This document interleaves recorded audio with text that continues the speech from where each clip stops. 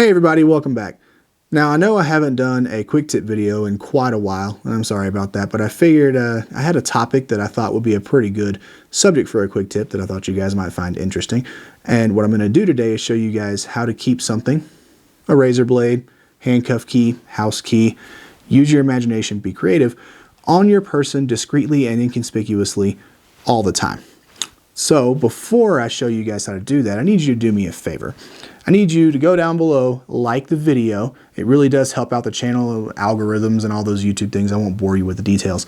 Liking the video, subscribing to the channel, and then because YouTube doesn't like gun channels, and I don't do just gun content, but I do a decent amount of gun content, they like to suppress my views and my exposure to audiences. So you may not actually get notified or see me pop up in your subscription feed if you don't hit that notification bell and turn your notifications to on. So if you could do those things for me, I really appreciate it.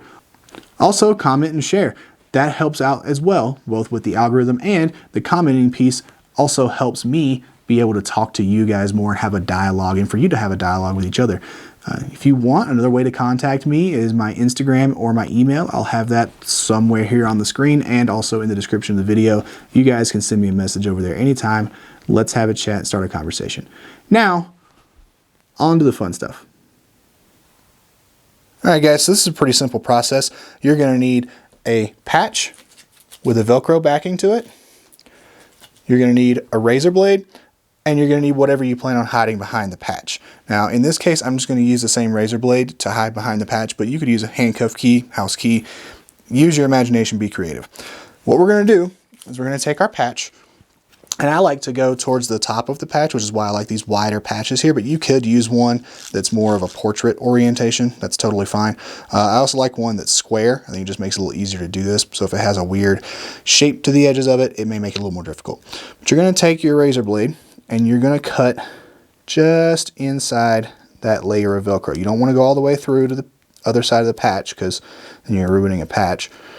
Just get it in there, cut your little trough all the way across. It doesn't have to be perfectly straight, although that certainly helps. And I do it about a 1/4 inch or so from the top of the patch. Now, some people will tell you to go through and get the stitching here. I don't like that, and I'll tell you why here in a little bit. But as I cut this all the way across, and I'm trying to be very careful so I don't cut the actual patch on the front. Now I can get the whole razor blade in there. Just cut it across.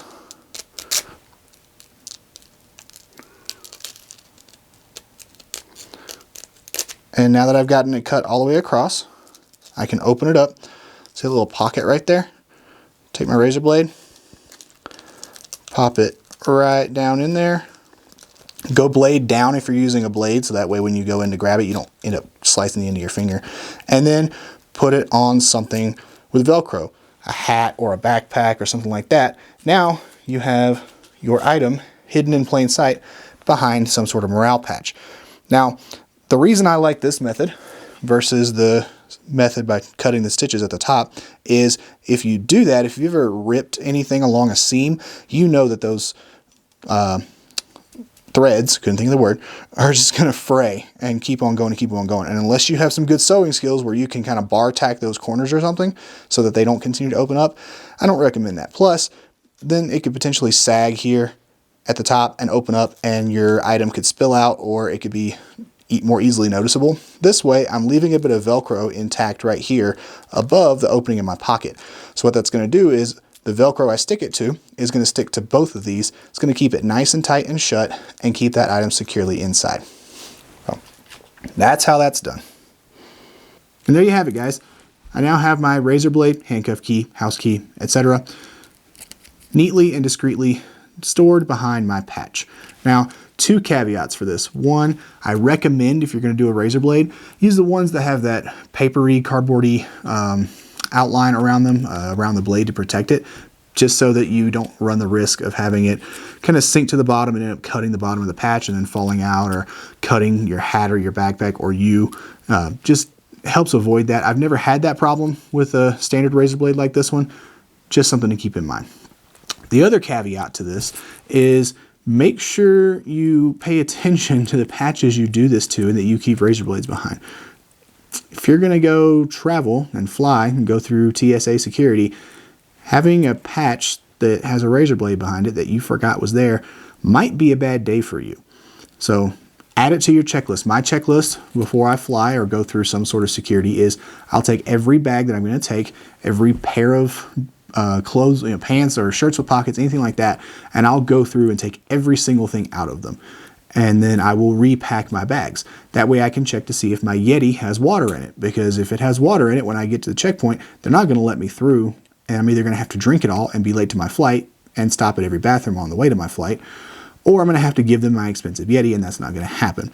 So that's one thing I check. I look for ammo or even just spent cases that might have fallen into my backpack that I didn't realize last time I was out at the range.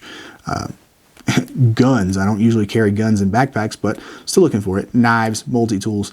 You get the idea. I'm looking for anything that's going to get me in trouble and make me have a bad day going through security. And you could just add that to your checklist. Am I taking a hat that has a patch on it? Yes. Take the hat off, take the patch off. Is there anything in there? Yeah, but it's a house key. Okay, that's not going to get you in trouble. If it's a razor blade, it might.